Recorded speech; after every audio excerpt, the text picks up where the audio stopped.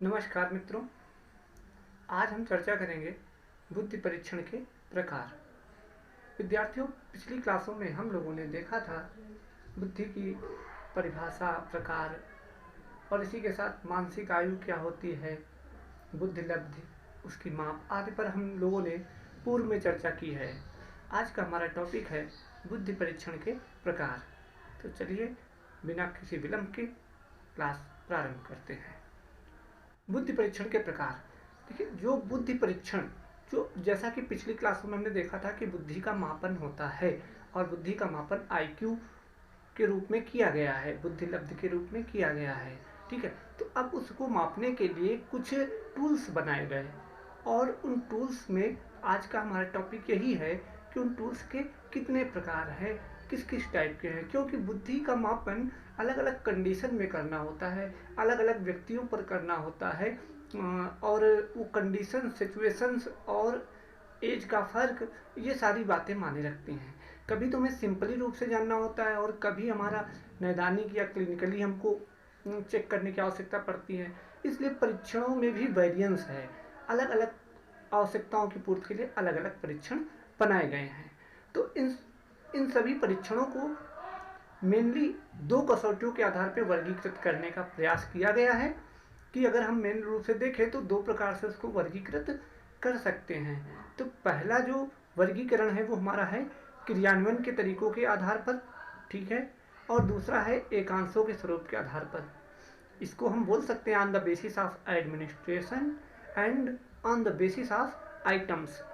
विद्यार्थियों, ये आइटम्स क्या होता है? जो प्रश्नावली होती है, यानी बुद्धि परीक्षण एक प्रकार की प्रश्नावली होती है और उस प्रश्नावली में बहुत से क्वेश्चंस होते हैं।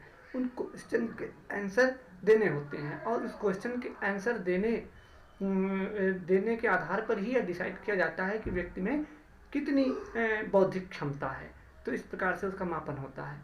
तो इन दो बेसिस के आधार पर बुद्धि परीक्षणों को दो प्रकार में बांटा गया है। देखते हैं इन दोनों को। तो फर्स्ट हम देखते हैं on the basis of administration. ठीक है, अब क्रियान्वयन के आधार पर यदि हम देखें तो मेनली दो प्रकार के होते हैं, एक तो वैयक्तिक और दूसरा सामूहिक बुद्धि परीक्षण। इनको हम इंडिविजुअल और ग्रुप इंटेलिजेंस टेस्ट भी कह सकते हैं।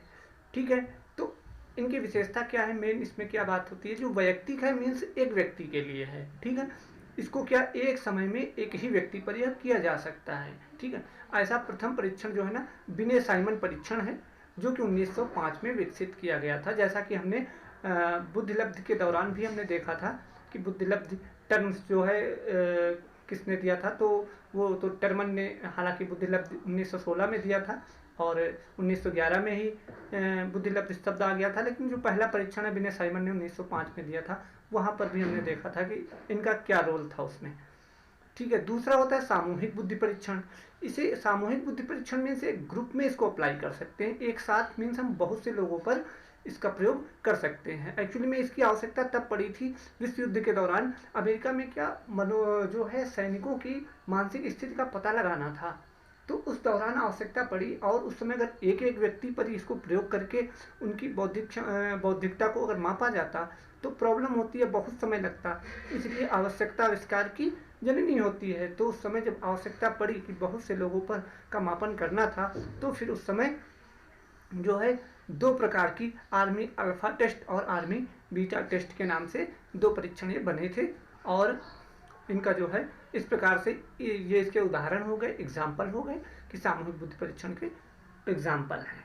ठीक है, तो ये दो हो गए। अब हम देखते हैं नेक्स्ट बेसिस के आधार पे।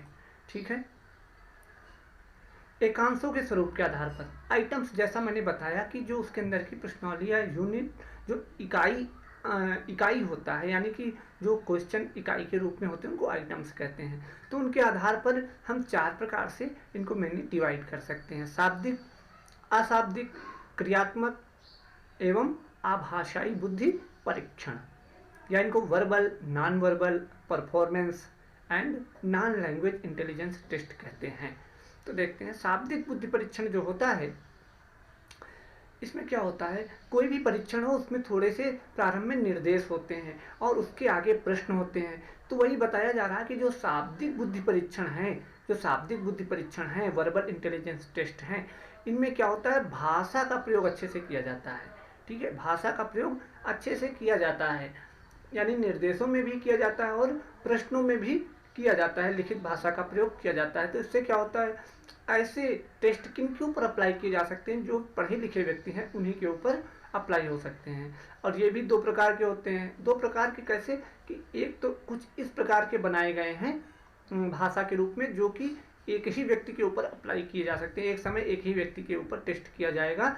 जबकि कुछ समूह बुद्धि परीक्षण भी हैं जिनको कि समूह के ऊपर अप्लाई किया जा सकता है। तो ये वही एग्जाम्पल हो जाएंगे पूर्व में जो हमने पढ़े हैं भी। बिने एवं साइमन बुद्धि परीक्षण वैयक्तिक बुद्धि परीक्षण है और यह एक शाब्दिक बुद्धि परीक्षण भी है। जबकि आर्मी अल्फा टेस्ट और आर्मी बीटा टेस्ट ये जो है शाब्दिक समूह बुद्धि परीक्षण है। नेक्स्ट देखते हैं अशाब्दिक बुद्धि परीक्षण या नॉन वर्बल इंटेलिजेंस टेस्ट।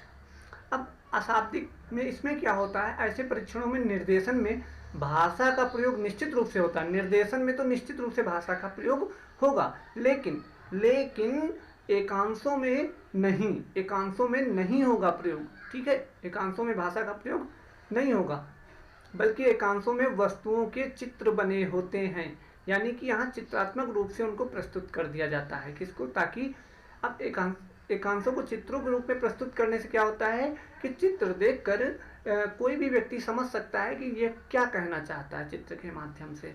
तो ये जो है नॉन एजुकेटेड पर्सन भी जो है वो भी, उनके ऊपर भी इनका प्रयोग किया जा सकता है, या मानसिक रूप से मंदित बच्चों के लिए भी आसानी से इनका प्रयोग किया जा सकता है। तो ये है लाभ होता है।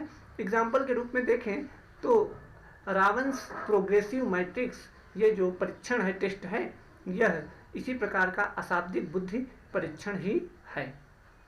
नेक्स्ट देखते हैं हम थर्ड, क्रियात्मक बुद्धि परीक्षण या परफॉर्मेंस इंटेलिजेंस टेस्ट।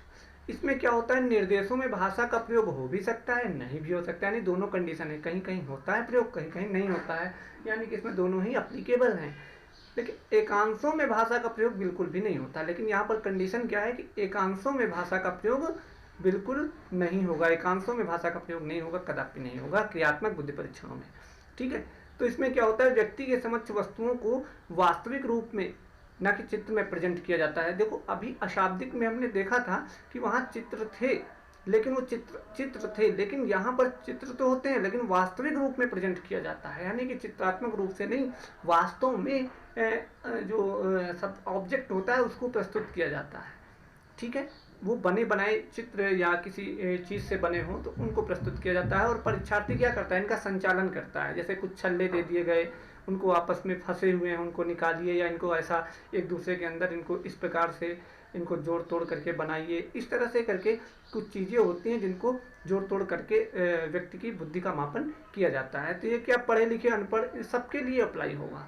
ठीक है, गूंगे बच्चे हैं, छोटे बच्चे, मानसिक मंदित बच्चे, इन सब के ऊपर। अच्छा, इसमें संस्कृत का भेद नहीं रह जाता। संस्कृत के मीन्स कुछ परीक्षण होते हैं कि भाई जो एकांश है उनको पढ़ के केवल उसी संस्कृत के लोग उत्तर दे सकते हैं सही, या वही समझ पाएंगे, अंडरस्टैंडिंग वही उन्हीं की होगी जो परीक्षण जिस संस्कृत के लिए बना है, जिस क्षेत्रवासियों के लिए बना है, जिस देश के लिए बना है। ठीक है, अदर दूसरे संस्कृत के लोग उसको नहीं समझ पाएंगे। ठीक है, तो ये किसी भी देश या संस्कृत के व्यक्तियों पर प्रयोग किया जा सकता है, यानी संस्कृति मुक्त परीक्षण होता है क्रियात्मक बुद्धि परीक्षण।